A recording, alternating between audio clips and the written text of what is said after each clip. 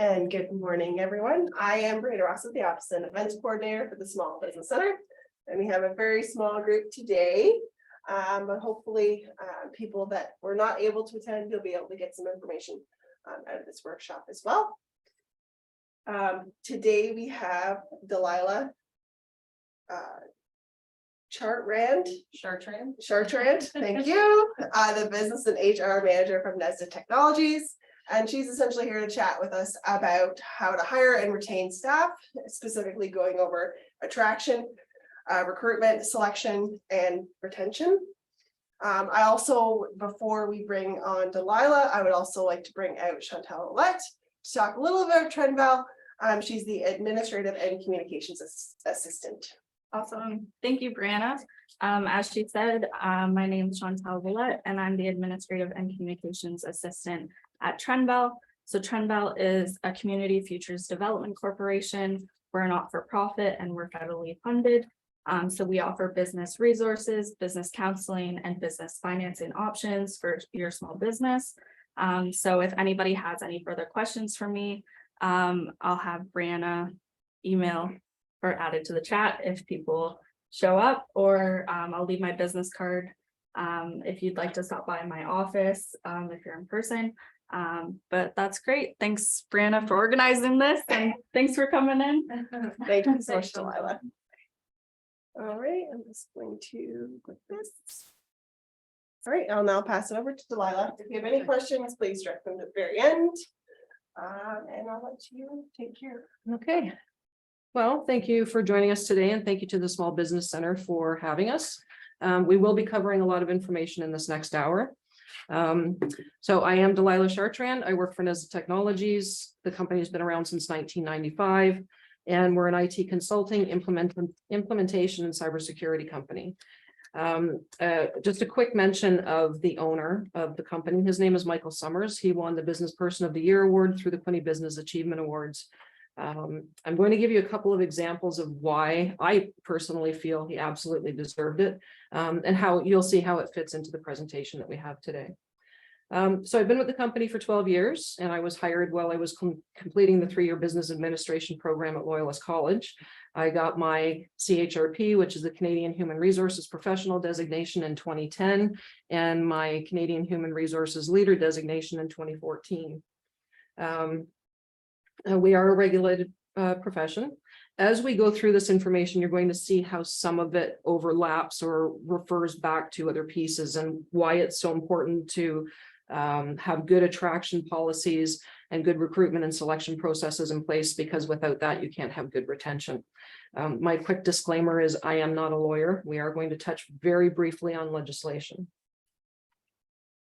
So I wanted to point out some great resources that are online. Google actually is your friend, believe it or not.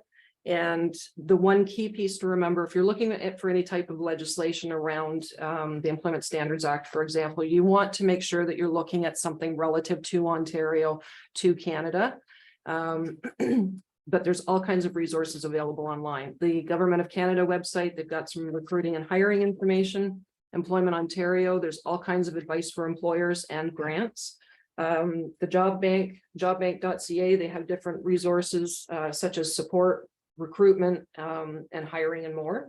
The Small Business Center, of course, we have to make sure that we mention them, not only by way of webinars such as this that they're doing today, but also with all of the support services that they provide.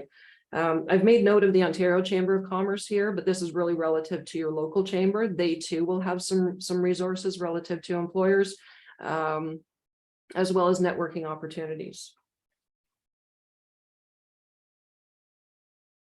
So we get into attraction.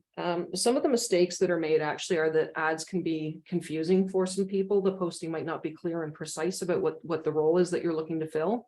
You want to make sure that the salary isn't hidden. Sometimes if you leave out putting a salary in, it will turn people away from the idea of putting their resume in. So even if you can put in a range, that would be great. Be sure to proofread the ad, obviously. And don't have unreasonable expectations by posting 30 different skill sets that you're hiring for, and yet all you're paying is minimum wage. You've got to make sure that what the role that you're presenting that you're looking to fill is commensurate with the compensation that you're going to be offering. Another thing to think about is when you have an opportunity, post that it's a career as opposed to a job ad. Be creative when you can, be honest. Competitive compensation. So this is relative to the compensation in your geographic area for the type of role that you're trying to fill. You don't want to be looking at websites. There are all kinds of them out there that talk about salaries for different roles, and they are the Toronto area or the larger metropolitan areas. And if that's where you are, then that's where you might want to look. Think about posting on your website if you have a website. This is a great way to be able to freehand write the position and the responsibilities of that position. And I say that because some of the sites that are out there where you can actually post for a position that you're looking to fill, you've either got, number one, it's just drop downs that you can use, or you're free. You're under character limits for the information that you can put on. It's a good idea always to carry business cards around with you. You never know when you're going to have a random conversation with somebody who they themselves are either looking for work and potentially may have some of the skill sets that you're looking for to fill the role, or they know somebody who they could pass your contact information on to. Be proactive. This to me is such an underutilized resource in our area. Loyalist College, contact them. They have all kinds of programs where they have students who are looking to fill their placement. So it's generally 2 and 3 year programs. The last semester will be for their placements. What a great way to interview somebody for 4 months. And it's not just, so for us, we would be looking primarily for tech, but there's HR, there is advertising, marketing, accounting, you name it, anything business related. You have the potential for taking someone on for 4 months and to interview them for that 4 months. If it's project related, another great place to reach out to is Loyalist College for this purpose, if you can get some projects taken care of in the 4-month placement period.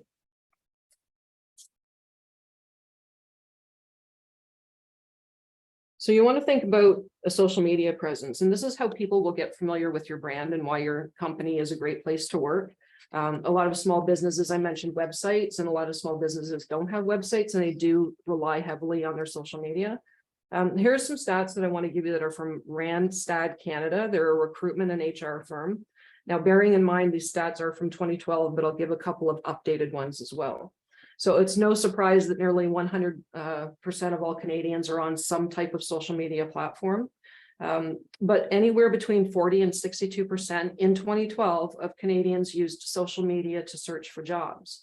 As of 2021, that's increased to 79%. Also in 2012, only 25% of employers said they use social media to find talent. That's now 92%. So people are recognizing that social media is one of the paths to definitely take. There are 3 top things to remember when advertising through social media when you're filling a role. So you can do this through referrals. Again, when you're on social media, you can talk about that. If you've got your employees following you, friends following you, you can always just say, listen, I've got this role that I want to fill. Again, a post on social media can be freehand written, so you can put a little bit more detail in. Consider paid ads or boosting ads. And this is a way to target different areas and people, different generations, people with different skill sets.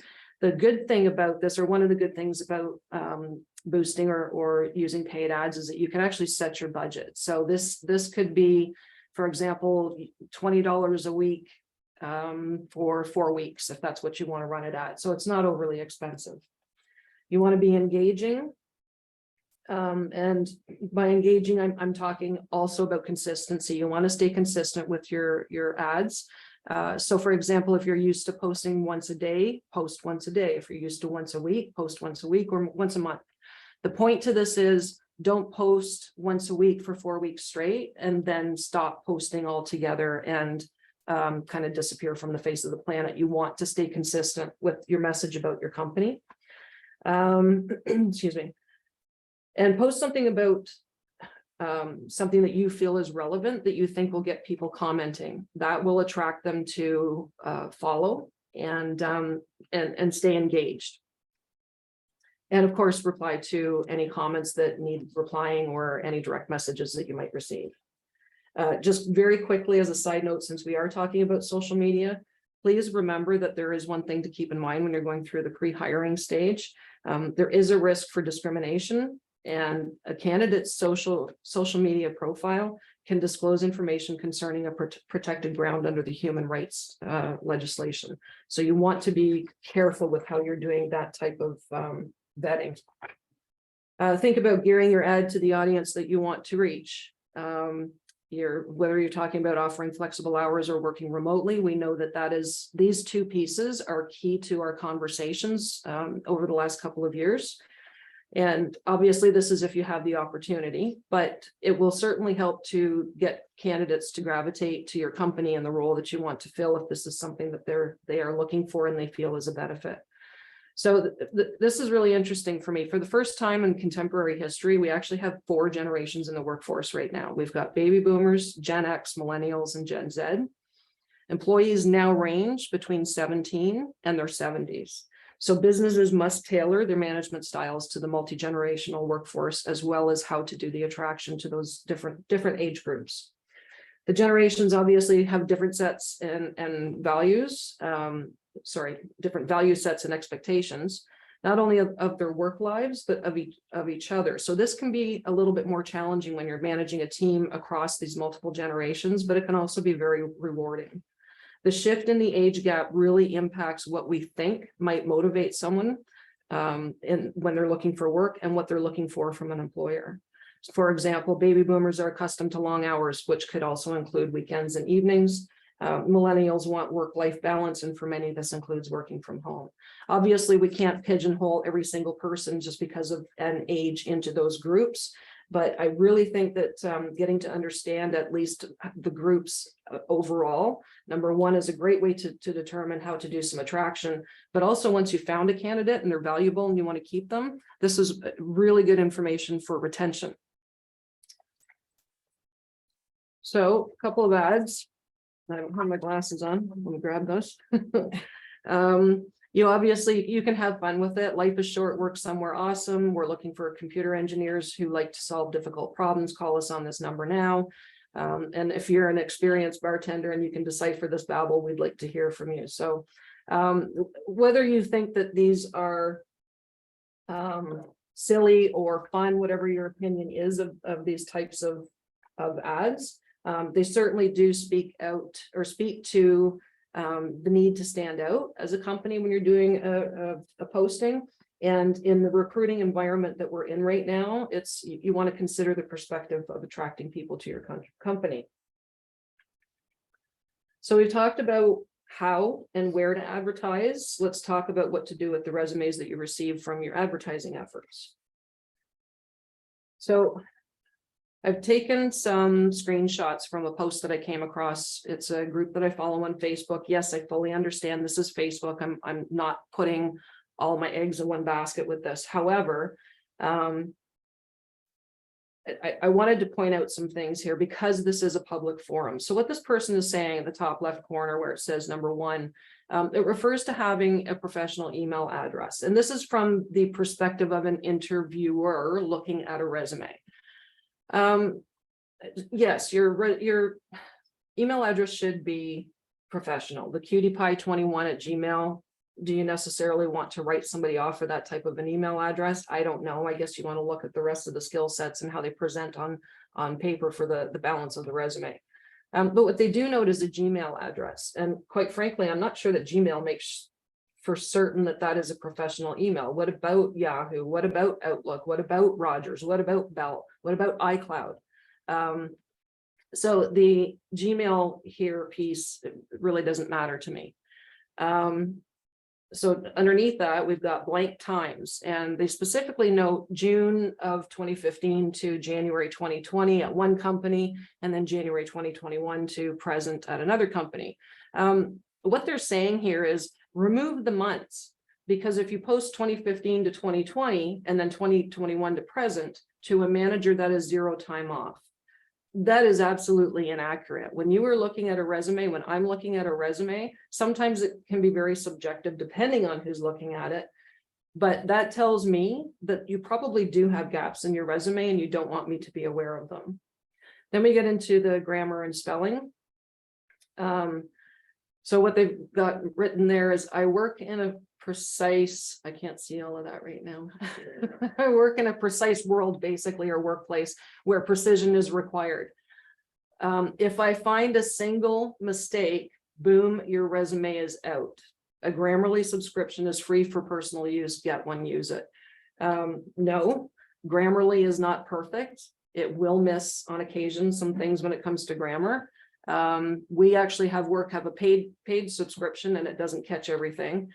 My biggest piece with this, though, the issue that I have is if I find a single mistake on a resume, it's going in the garbage. To me, the possibility for eliminating what could really be a very good candidate is exactly this. The other thing is, you understand you work with humans, right? Humans make mistakes, and if it's a simple typo, it's a typo. My concern overall with this is that this person presented themselves as a professional in the HR field. I did a little bit of research on them, didn't take much to find them. They are not a human resources professional. The comments from this was, wow, thanks, this is great. I'm going to redo my resume right now. And the person who posted was so driven by the great comments that they posted the day after. So they were happy with the results they got for the comments from the type of resumes that that person in general wanted to see. And now they're going to post about how to handle an interview. So the first box there on the top left-hand side is actually referring to the fact that there were some comments where people were saying, listen, you don't want typos, then you might want to read what you've put into this yourself. I guess the caveat to this is I'm posting this on Facebook and it's social and fun, not professional writing. There may be typos right there in that sentence. That's poor grammar. I'm not going to put out the level of effort into writing this that I do for my professional writing. Again, so we're talking about professional writing, and this person is presenting themselves as a professional. I believe this should have been professionally written if they were truly trying to give professional advice. So example number 3, example Q3 at the bottom. So this is the person who's posted, and what they're saying is that they, as an interviewer, noticed something on someone's resume, and they actually referred to it as the technical side of the resume, or technical part of the resume.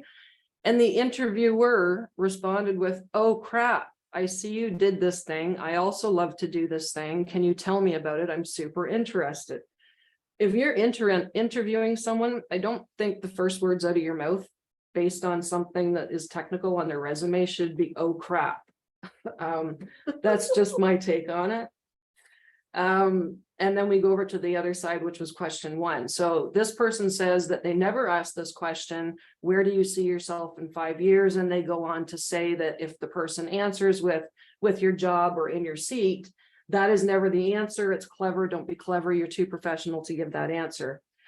Personally, I have no problem with that answer. I don't know why somebody wouldn't take that as a compliment. If the person who says to you, I would like to have your job in 5 years, and they don't expand on why, ask them why. Ask them, what do you think my role is here? What is it about my role that attracts you? It just opens you up to having some more conversation while you're talking. Okay, so we talked a little bit about what we should not do when we're reviewing resumes or interviewing. So let's talk about what you should do. Excuse me. Quickly, before I go through the few points that are on this slide, I want to go back to an assignment that was given to me by a professor at Loyalist College when I was taking the business admin program I referred to. That professor's name was Vern Bellows. You'll understand where I'm coming from in a minute. Vern had his CHRP, his CHRL. He was a CMC, which is a certified management consultant. He held a doctorate in learning and organization development, a master's degree in HR, a master's in law, and he was a partner and senior consultant in a company called the TR Group, Inc.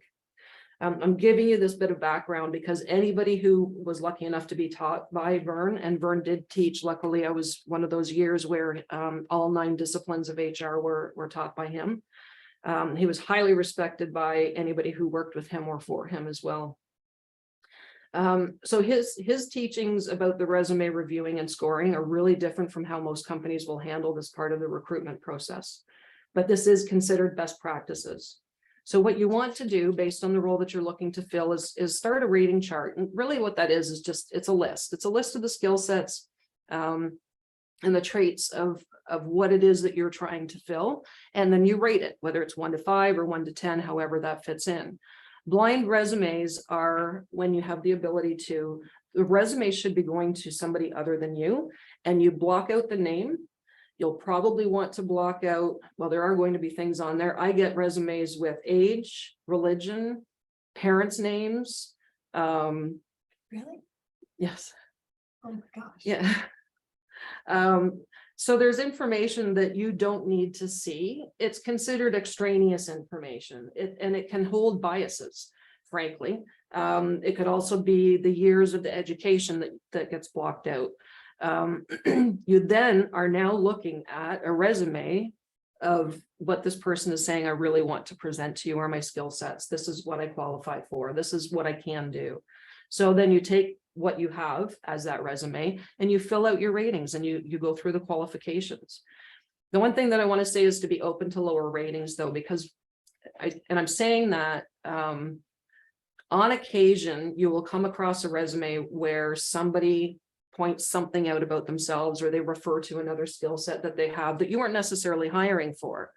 But when we are able to hire somebody to do a dual role and they're just bringing another piece of a skill set that you possibly hadn't considered that maybe you need in your company or fits well with this particular role that you're trying to fill, now you're open to something a little bit more. Get the person in for an interview if you feel that they've passed with the qualifications. And then, like I said, if you're considering a dual role. So interviewing, common sense, obviously, you want to make sure that the person that you're interviewing is at ease. You want to ask open-ended questions. So the opportunity there is that hopefully they'll end up doing more of the talking than you do, and you'll have more questions to ask. When I say be open to not using the standards, I'm referring to these standards where you say, tell me about a time when you had a conflict with a colleague and what did you do about it and how was it resolved, type of thing. Those types of questions are all over the internet, but so are the answers to them. So any standard question has a standard answer listed. Try and stay away a bit from some of the standards. Your timing, you want to be making sure that you're allowing for approximately an hour. Not all will take an hour, not all will fit into that little box. You possibly can go over. I've had some where they were only 15 minutes and I had a hard time getting the interviewee to actually communicate further.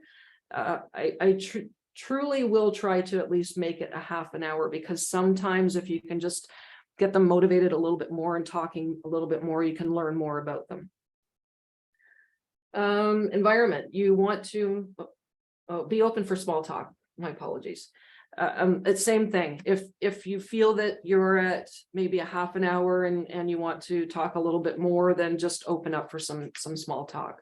Environment, you want to talk about the actual describing of the workplace, mention other people they might be working with. Are they going to be working primarily alone, primarily in a group? Maybe describe the physical workplace. Success, ask them what their definition of success is. So this is actually kind of interesting as well, because what this will do is, excuse me, if this person that you're interviewing or a person that you're interviewing answers this question and you can appreciate the answer, if they end up being hired, this is actually now a piece of retention as well. So whatever makes them successful from the perspective of being interviewed, once they're hired, you can actually make sure you store that information in your brain, and you can refer back to it because they're a good employee and you want to retain them. So the next one, excuse me, tell me something that you've done recently which you're proud of. I will generally get back, somebody will tell me something about their workplace that they've recently done and they're proud of it. Sometimes they'll ask me, well, what do you mean, personally or from a work perspective? And I just say, you just answer however you want to answer. And allowing them to do that, again, you don't want full on personal details, but it opens your eyes a little bit more to something about them, again, from a successful perspective, because if they're proud of something they've done, they feel successful in having done that. Icebreakers, it's totally up to you if you want to put those in. Some people feel that they're a little bit silly. It's generally recommended to do those at the beginning of the interview. However, I actually like to do it at the end. I find, for the most part, when you're interviewing, who you're interviewing is nervous, and you can tell that they're nervous. So when you get to an opportunity, or you get an opportunity to ask an icebreaker question, from my perspective, I think it's more than welcome. So just a couple that I grabbed. There's all kinds of them online, and they range from just a little bit silly all the way up to, wow, I can't believe someone would ask that question. But if you could choose one superhuman ability, what would it be? If you could visit any country on the planet, where would you go and why? So again, it's just a way of relaxing and getting to learn a little bit more about the person. Humor and jokes in an interview. Is there a place for this? So there was a study reported by the Harvard Business Review that said outstanding performers were twice as likely to use humor as their less successful colleagues who didn't. So it suggests that a sense of humor is associated with success. And the study also gave weight to use of humor, humor in the interviews, as humor was only second to work ethic as the two top most important leadership traits, and was identified as a marker for high emotional intelligence. Of course, you want to ask, do you have any questions of me? And you hope that they've either looked at your website or your social media presence. Maybe they've looked at your LinkedIn profile and they've got questions for you. And finally, you want to discuss next steps. And that could be, we'll be scheduling second interviews. We'll contact you on this date. We'll call you, we'll email you, whatever it is. Make sure that they're aware of how the next steps will happen. And you want to give them the deadline that you intend to reach. And please be sure to actually follow up when you say you're going to. So we've talked a little bit about, touched on best practices. So, sorry, excuse me.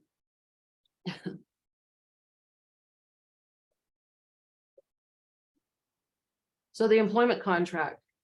This is not a one-page job offer. Far too many times I've seen other companies that it's one page. Here's your title, here's your rate of pay, possibly a few lines about the job description, and that's it, and then they get them to sign it. So an employment contract is much more than that. Do you refer to common law rules versus the requirements under the Employment Standards Act? Do you refer to non-competes, which don't actually hold up? Is there a probationary period? Do you include termination statements? What about your company not recognizing any service with any previous employer? That's an important piece to have in there now. Do you care if they moonlight? And do you note that their policies are actually part of their employment terms? That's also very important, because your employment contract is going to be separate from your policies. The new hire checklist. I love having a new hire checklist. And the reason for that is because I go through the list of, for us in particular, okay, did I make sure that they filled out the information for their provincial and federal tax forms from a payroll perspective?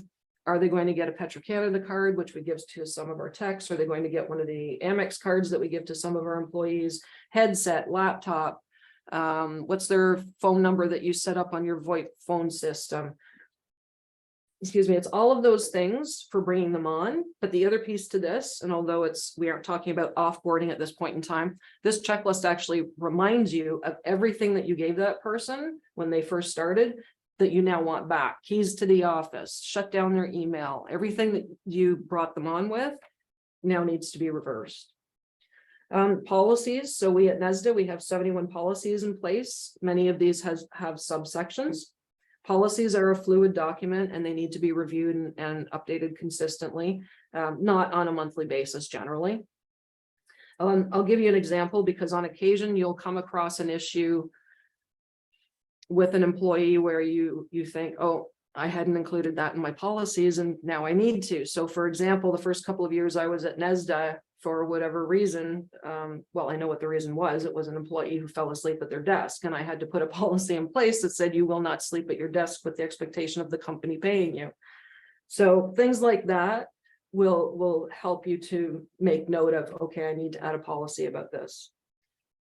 Disciplinary action, do you have that procedure in place? And if so, do you describe it at its levels? These are generally the verbal, written, final termination that most companies will follow. But you also have to describe what it is that will cause that disciplinary action to take place. So you'll list out things like unauthorized or excessive absence, tardiness, failure to perform assigned duties, that type of thing. And have you considered diversity, equity, and inclusion strategies? These all promote workplace justice. And after the couple of very disruptive years that we've had, we continue to experience talent shortages, as everyone is aware. Those talent shortages have an impact on our customers as well as other employees. Having a sound strategy in place will identify and mitigate potential biases as well. A lot of companies have taken to remote work, as everybody's well aware, and whether that's part-time or full-time. But one of the big pieces as far as focusing on inclusion is concerned is, given the isolation and disconnection that a lot of employees are experiencing, particularly those working full-time remotely, you want to be sure that you've got some type of inclusion strategy in place.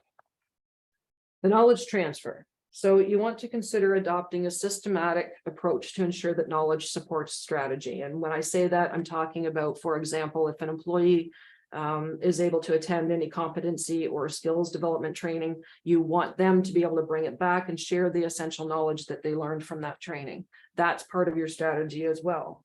If you've got employees that cross generations, we've talked about consider promoting this exchange of knowledge across those generations. A key of knowledge exchange is considering boomers retiring, for example. With knowledge exchange, you can mitigate loss of knowledge in and of the workplace when knowledge is passed down to other employees. There is an opportunity to learn from one another, to complement one another, and share that respective knowledge and expertise. Each generation brings a unique set of skills that others can benefit from. Excuse me. And benefits. So I'm going to first talk about healthcare benefits. I know a lot of small and medium-sized businesses don't want to have benefits because they consider them to be expensive.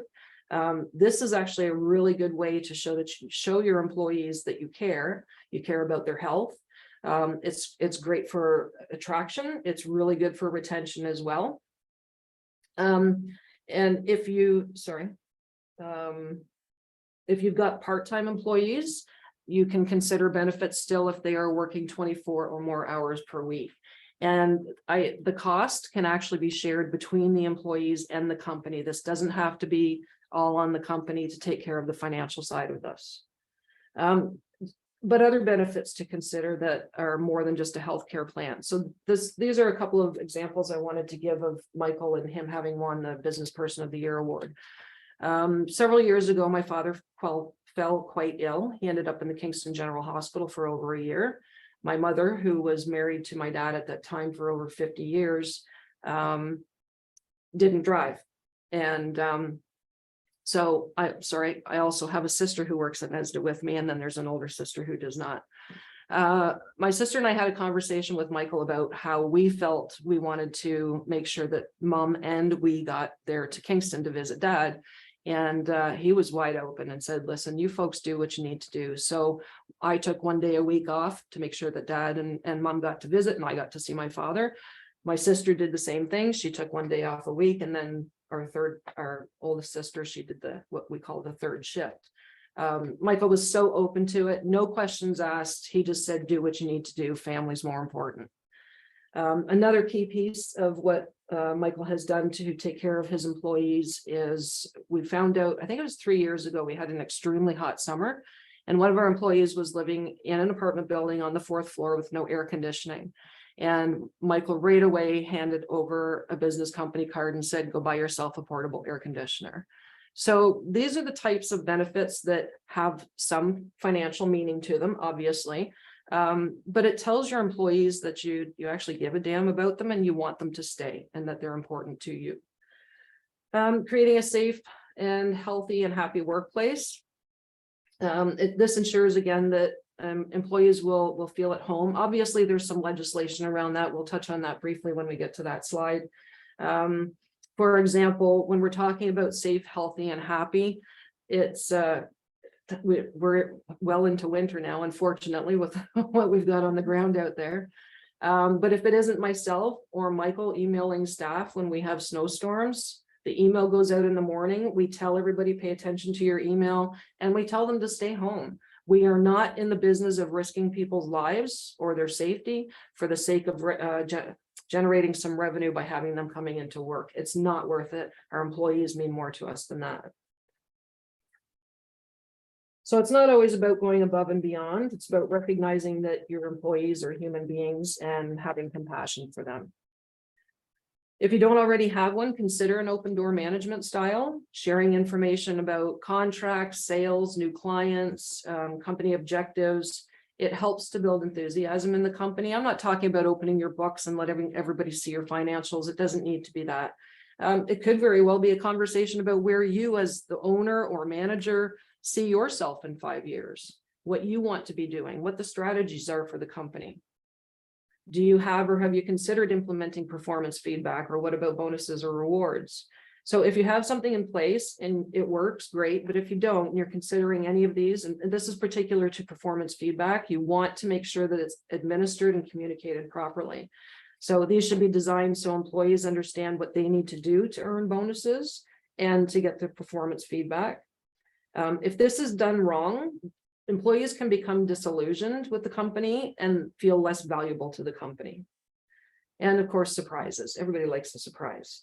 So you might want to think about, you know, a thank you to someone with a gift, a small gift or a gift card.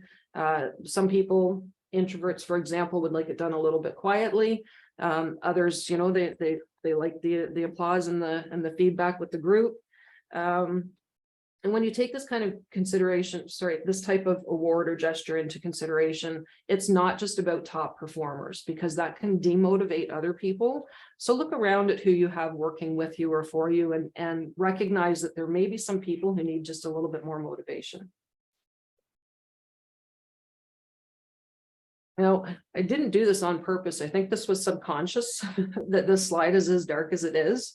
There is a lot to think about when it comes to legislation and understanding regulations. The first thing you need to understand is, are you federally or provincially regulated? Most people know which they are, but federally regulated companies include shipping, railways, airlines, radio and television, broadcasting, banking, and interprovincial transport. The majority of companies fall under the provincial regulations. So you clearly need to understand the Employment Standards Act. The accessibility for Ontarians with disabilities, that's the AODA. We train all of our employees on that. Over on the top right hand side, sorry, a little bit bothered. Lower it down on the left. The Human Rights Code, we talk about that through our training. Occupational Health and Safety, we do full training on that. Pay Equity Act, Rights of Labor Act. There's a lot to think about. I don't want you to feel that you need to be overwhelmed by this, but you need to be paying attention to it so that you're doing the right thing legally. We are having a WSIB workshop this week too. Oh, are you? Yes. Okay, perfect. Okay, so let's talk about building a diverse team. So generally, when people think diverse, they think the first point is demographics. This would be age, gender, religion, sexual orientation, disability, cultural.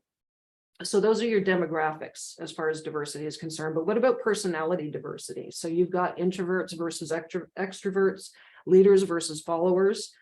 This is where the MBTI, the Myers-Briggs Type Indicator, is a really useful tool. Understanding what drives someone means that you can link different tasks or projects to a particular person. And what better way to ensure their happiness and promote a long-term relationship when you have that understanding?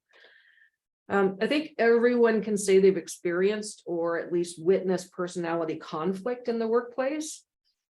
these can be difficult to work through, but not impossible. There are all kinds of tools available to work through team building exercises. And once you can work through that and you've got the understanding of diversity, you can actually lead to more successful and collaborative teams in the workplace. Functional diversity. This one I found quite interesting because it actually refers to more than just us as human beings.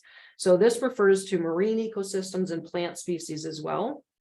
And it refers to understanding different patterns such as species occurrence, competitive abilities, the influence of biological communities on an ecosystem's functions. So how does that relate to an HR, from an HR perspective? It can be translated to understanding different behaviors that people have or different personalities. Again, what is diversity? Personality is one of them. This would be the species occurrence. And then there's the competitiveness of people, what makes a person tick or makes them thrive, what makes them happy. And finally, influence on an ecosystem's function. How do our companies fit into our workplace and how do their actions influence the function of the company? So again, I'll refer to Randstad. They've got a great download guide. It's called How to Build a Diversified Workplace. Their definition is this: diversity in the workplace means having a versatile range of skilled employees at all levels within an organization. This includes diversity of gender, ethnicity, age, language, personality, religious beliefs, disability, educational background, and expertise. So that definition covers everything of what is diversity. It touches on the demographics, the personality, and the functional.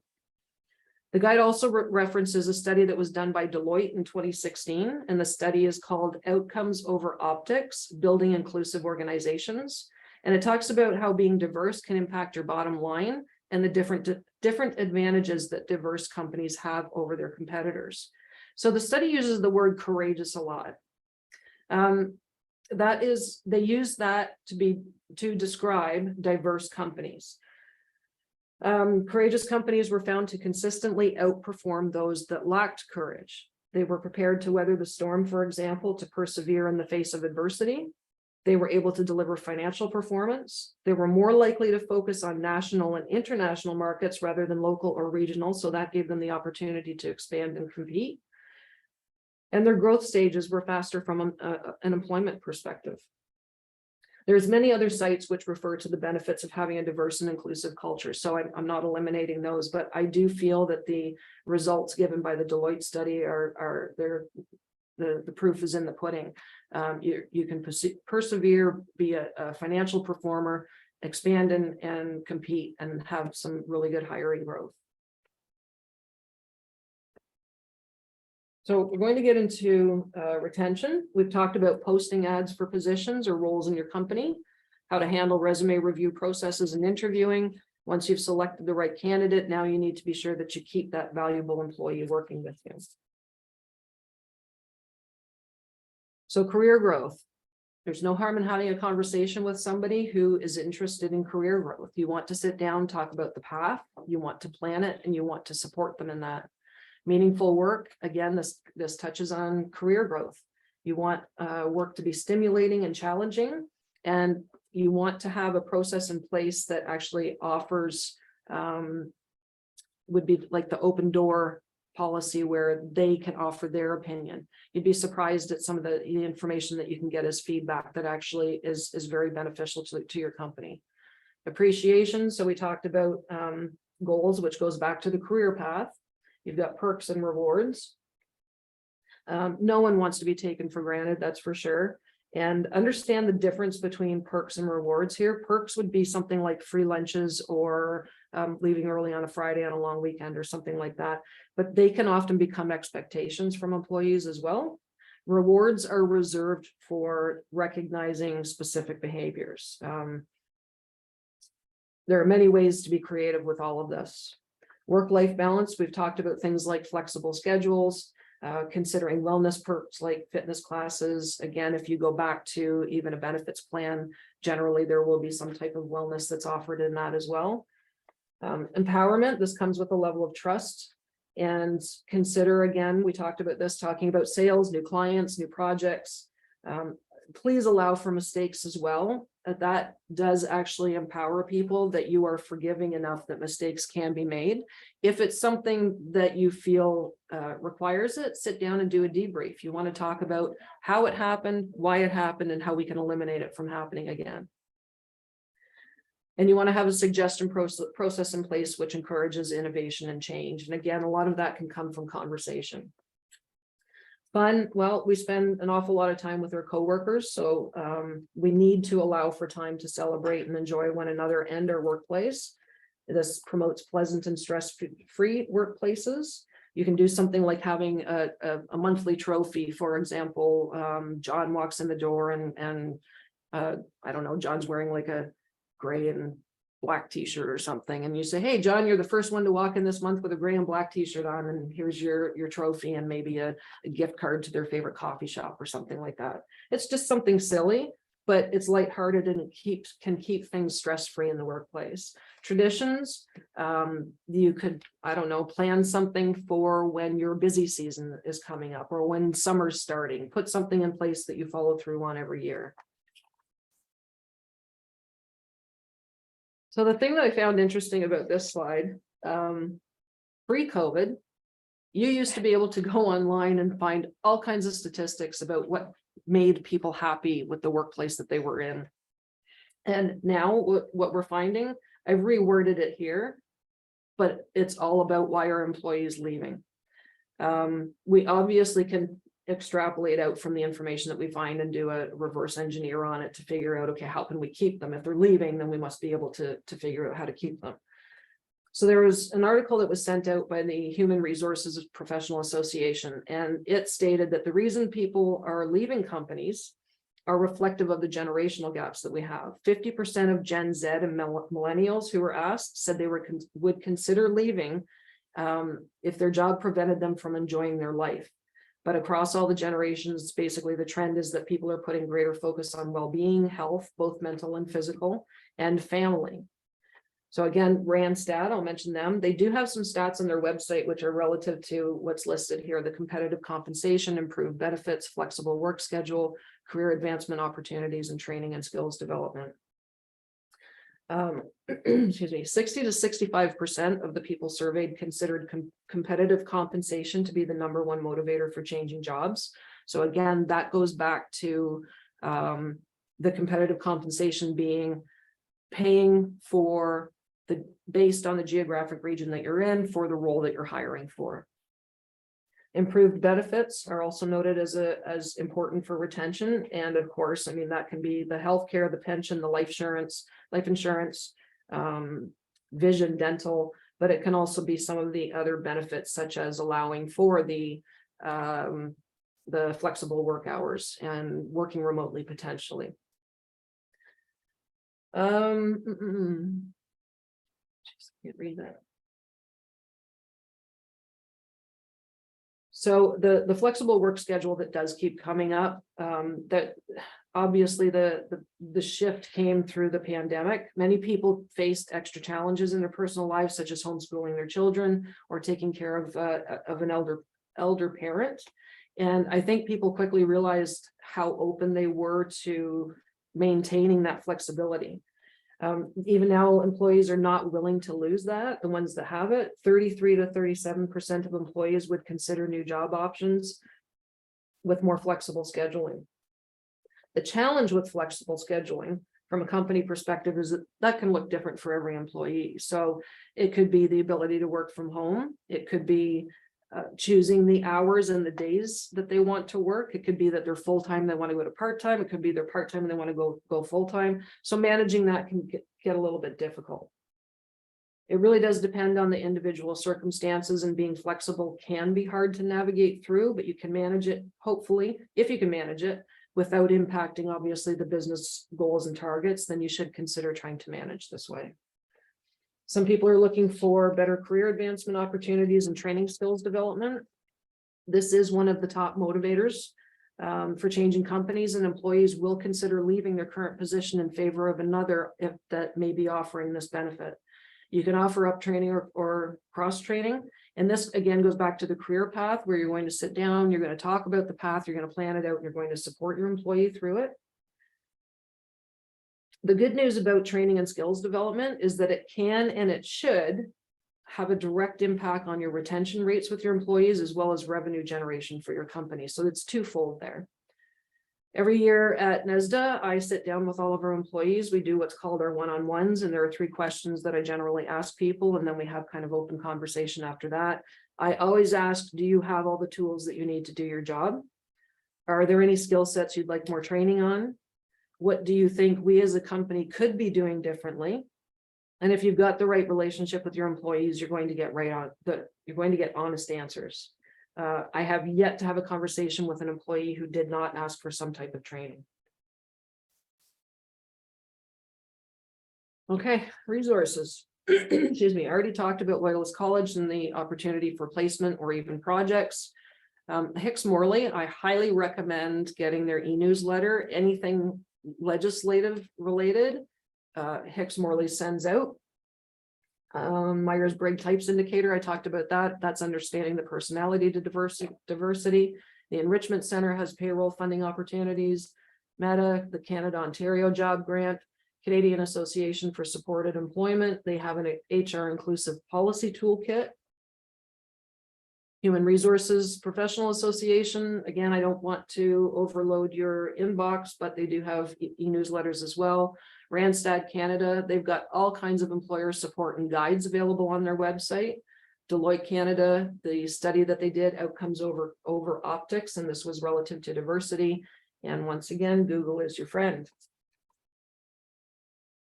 So everything that we've talked about, starting with the posting and attraction, your company's social media presence, how you manage an interview, how you treat the hiring process, and follow through on best practices, this is all part of your retention. It's okay to prove to your employees right from the start that your company is a great place to work. In the end, if you already have employees that you consider to be valuable, but you aren't sure whether they're looking elsewhere for work, try having a conversation with them. Ask them what it is that makes them happy. There's no better way to answer the question of how to make or keep employees happy than by simply asking them what makes them happy. Thank you very much. Thank you. Thank you. This was excellent. I'm blown away. The only thing I'm just curious, why didn't you add Center for Workforce Development? I was going to, but then you asked for a copy of my slides. Oh, okay. Great point. Center for Workforce Development, absolutely another fantastic resource to reach out to. Because they've got like local studies too, what's going on locally as well. So absolutely. all right, I'm just going to stop recording.